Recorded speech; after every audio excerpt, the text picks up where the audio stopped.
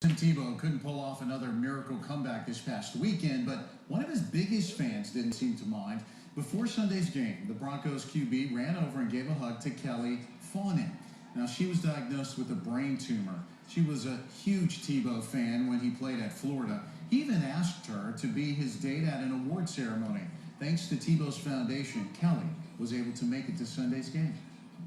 Tonight, a life-saving brain surgery is being performed at Flagler Hospital for the very first time. And this is the very same surgery that saved Congresswoman Gabrielle Gifford's life after she was shot at point-blank range last January in the parking lot of an Arizona grocery store.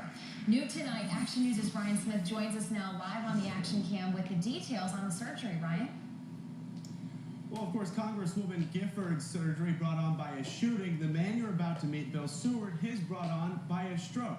Now, I want to show you exactly what doctors inside are doing right now. They're placing this synthetic implant on a portion of Seward's skull, and this procedure is a first for Flagler. I've had so many surgeries and been in the hospital so much in the last year and a half. Bill Seward suffered a stroke last year. It doesn't take long to now realize life is a struggle.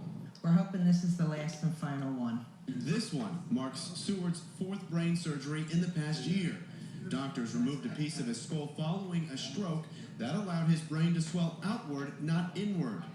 But he suffered an infection. Now a surgical team is fitting him with this synthetic plate, an exact match. There's nothing there to protect your brain.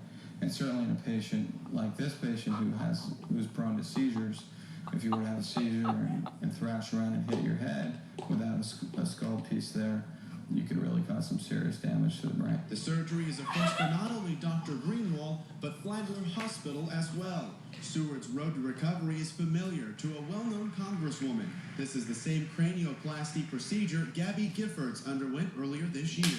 Oh, God, that was absolutely wonderful, you know, what happened with her. And yes, we followed it all the way through and watched her, and I think it was just amazing. I hope that I recover without any problems, and that this is the final surgery I'll ever have to see. And he may just get his wish. Doctors expect this to be Seward's final surgery following his stroke. Reporting live in St. Augustine tonight, Ryan Smith, CBS 47 Action News. Now, this surgery typically takes about an hour and a half to complete. Now, first alert weather. Jacksonville's